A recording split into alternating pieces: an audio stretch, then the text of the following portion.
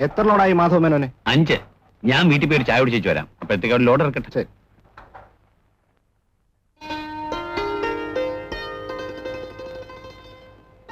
ഇന്നെന്താണ് പഠിത്തം ഇല്ലേ? എന്താ കാര്യം? ഞങ്ങൾക്കറിയാൻ പാടില്ല. സമരം ചെയ്യുന്നവർക്ക് എന്താണെന്ന് അറിയാൻ മേല. ചെല്ലിയല്ലേ, കച്ചവടമെങ്കിലും നടക്കട്ടെ. മോളെ, മോക്കൊന്ന് സമരമാണോ? എന്തിനാ സമരം? വീട്ടിൽ പോരാൻ. സന്തോഷം. ലക്ഷ്മി, ഒരു ചായ ഇട്. ഇനി ഇപ്പൊ എന്തിനാ ചായ കുടിക്കുന്നത്? ഊണ് കഴിക്കാം. ഒരു ലോഡ് ഇറക്കിയിട്ട് ഉണ്ണാവടി. നീ ചായ എടുക്ക്. അച്ഛാ, ഞങ്ങളെ പള്ളിക്കൂടത്തിലെ വാർഷികമാ. നിനക്കെന്താ? കളി ചേർന്ന കുട്ടിയോള് പേര് കൊടുക്കാൻ പറഞ്ഞു. ഞാനും ചേരട്ടെ അച്ഛാ? നീ ഏതാ ചേരുന്നേ? ഓട്ടത്തിന്.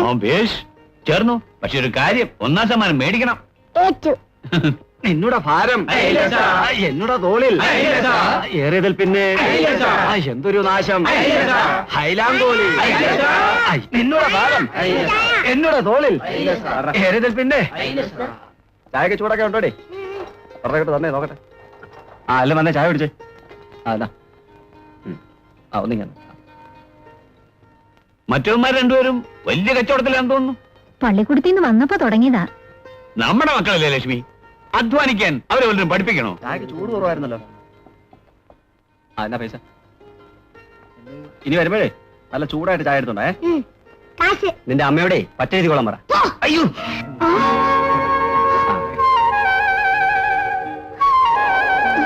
നീ എന്തിനാണ് അയാളെ പിടിച്ച് തള്ളിയത്? നോക്കിക്കോ, ഞാൻ അമ്മയോട് ചെന്ന് പറയും. മേനൻ ചേട്ടാ, കോൺട്രാക്ടറേയും വിളിക്കുന്നു. മുതലാളി വന്നോ? ഞാൻ ദേ വരുന്നു. മോൾ ഇവിടെ നില്ലേ. ഇന്നത്തെ കൂലി കൊടുക്കാൻ എന്ത് വേണം? 500 രൂപ.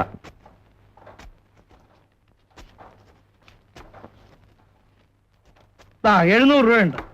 മാധവൻ വന്നോ? നമസ്കാരം മുതലാളി. കൂലി കൊടുത്തിട്ട് വൈകുന്നേരം കണക്ക് വെച്ചാൽ മതി. മാധവൻ വരണം. നാളെ അപ്രോച്ച് റോഡിന്റെ പണി തുടങ്ങണം. അതിന് നിന്റെ വീട് പൊളിച്ചു മാറ്റണം. വേറെ വീടിന്റെ കാര്യം ആരോടെങ്കിലും പറഞ്ഞിട്ടുണ്ടോ? ആരോട് പറയാനാ? ഉണ്ടായിരുന്നെല്ലാം വിറ്റുപെറുക്കി വയനാട്ടിൽ പോയി. ഒടുവിൽ വെറും കൈയോടെ തിരിച്ചു വന്നപ്പോ മുതലാളിയുടെ ലോറി എനിക്ക് ജോലി തന്നു. പുറമ്പോക്ക് വീട് കെട്ടി താമസവുമായി 3 കൊല്ലം അങ്ങനെ കഴിഞ്ഞു. വേറെ വീടിന്റെ കാര്യമൊന്നും ഓർമ്മിച്ചില്ല. നിന്റെ വീട് പൊളിച്ചു മാറ്റാതെ എനിക്ക് പണി തുടങ്ങാൻ പറ്റില്ലെന്ന് നിനക്കറിയാമല്ലോ.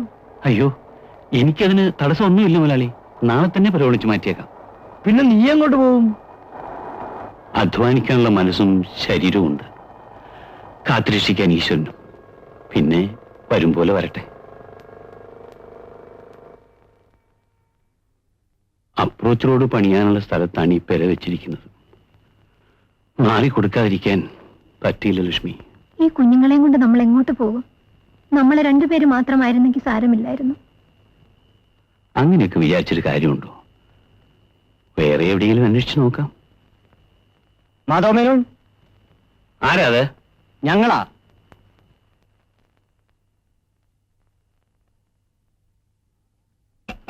ആഹാ, നമസ്കാരം. നിങ്ങളായിരുന്നോ? എന്താ ഈ രാത്രിയില്?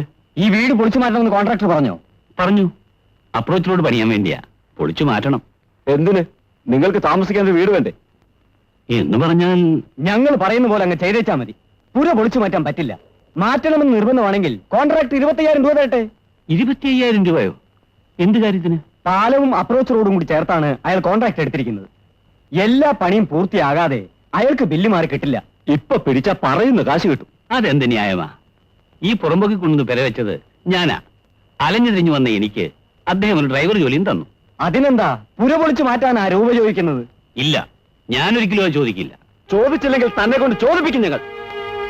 ഇല്ലെങ്കിൽ ഈ നാട്ടിൽ കഴിയാമെന്ന് താൻ കരുതണ്ട. സംഘടിത ശക്തിക്കെതിരായി കരിങ്കാലിയായി കളയാമെന്നോ? പറപ്പിച്ചു കളയും ഞങ്ങൾ. ഇവിടെ കുഞ്ഞുങ്ങളെയും കൊണ്ട് ജീവനോട് കഴിയണമെങ്കിൽ ഞങ്ങൾ പറയുന്നതനുസരിച്ചു.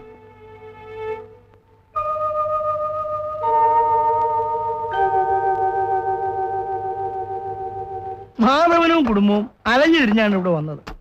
എന്തെങ്കിലും ഒരു ജോലി വേണമെന്ന് ചാള് വീണ് അപേക്ഷിച്ചു. എനിക്ക് സഹതാപം തോന്നി. അതുകൊണ്ട് എന്റെ ലോറിയിൽ ഒരു ഡ്രൈവർ ഉദ്യോഗം കൊടുത്തു.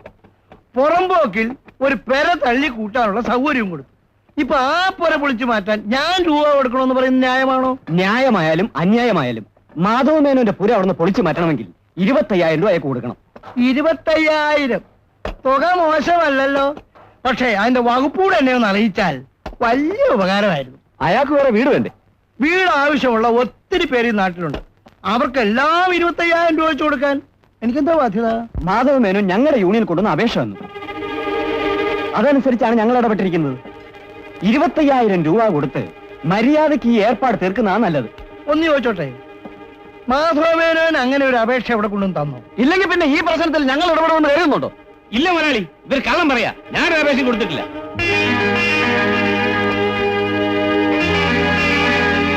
എനിക്കൊരു പൈസയും വേണ്ട. ഞാൻ ഇപ്പൊ തന്നെ പരിവഴിഞ്ഞു തന്നേക്കാം. എടോ മേനോൻ, നിങ്ങൾ നിങ്ങളുടെ പാട് നോക്കിയതാവേ. നിങ്ങൾക്ക് ആവശ്യമുണ്ടെങ്കിലേ പണം ചോദിച്ചു വാങ്ങിച്ചോണം. എന്നെ ഇതിനിടയ്ക്കൊന്നും വലിച്ചിടാൻ പറ്റില്ല. ഞാൻ പോകുന്നു മുതലാളി. ഇനിയിപ്പോ 25,000 ആരെയാണാവോ ഏൽപ്പിക്കേണ്ടത്? കളിയാക്കണ്ട കേട്ടോ. അവന് ഞങ്ങളൊരു പാഠം പഠിപ്പിക്കാതെ വിടില്ല. പാടോ.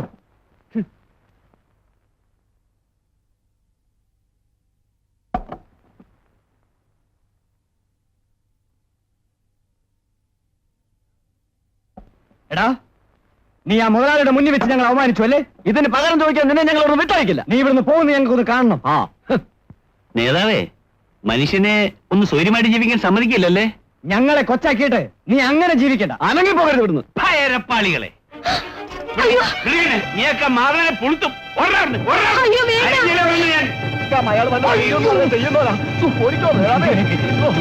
കാല് മാറിയാലും വേണ്ടില്ല, ഓടിക്കോ. ഇനിയിപ്പോ അവന്മാർ നിന്നെ ഉപദ്രവിക്കാൻ വരില്ലടോ. മനുഷ്യനെ ജീവിക്കാൻ അനുവദിച്ചില്ല, പിന്നെ എന്ത് ചെയ്യും മുതലാളി? നീ ഇത്രയേറെ നന്ദിയും സ്നേഹമുള്ള ആളാണെന്ന് ഞാൻ അറിഞ്ഞിരുന്നില്ല. ഇന്നത്തെ കാലത്ത് ഇതുപോലുള്ള ആളുകൾ കുറവാണ്. 1000 രൂപയുണ്ട്. ഇതെന്തിനാ മുതലാളി? എവിടെയെങ്കിലും നിനക്കൊരു വീടുണ്ടാക്കണ്ടേ? അതിന് എന്റെ വക സംഭാവന. ക്ഷമിക്കണം മുതലാളി, ഞങ്ങൾക്ക് ആവശ്യമുള്ളത് ഞങ്ങൾ ജോലി ചെയ്ത് സമ്പാദിക്കും. സംഭാവന സ്വീകരിച്ച് ശീലമില്ല. മുതലാളിക്ക് വിഷമം തോന്നരുത്. എങ്കിൽ ജോലിയിൽ ജീവിക്കാൻ മറ്റൊരു വഴി ഞാൻ പറയാം. എന്താ മുതലാളി? അപ്രോച്ച് റോഡിന്റെ പണി ഞാൻ സബ് കോൺട്രാക്ട് കൊടുത്തിരിക്കുകയാണ്. അതുകൊണ്ട് നീ ഓടിക്കുന്ന എന്റെ ലോറിക്ക് ഇനി ഇവിടെ പണിയില്ല. ആ ലോറിയിൽ ഈ സാധനങ്ങളെല്ലാം കയറ്റി നീ എന്റെ നാട്ടിലേക്ക് പോകൂ. അവിടെ ചെന്നിട്ട് ഈ ലോറിയിൽ തന്നെ നിനക്ക് ജോലി ചെയ്യാം. ധാരാളം പണി കിട്ടും. എന്തു പറയുന്നു? ശരി മുതലാളി.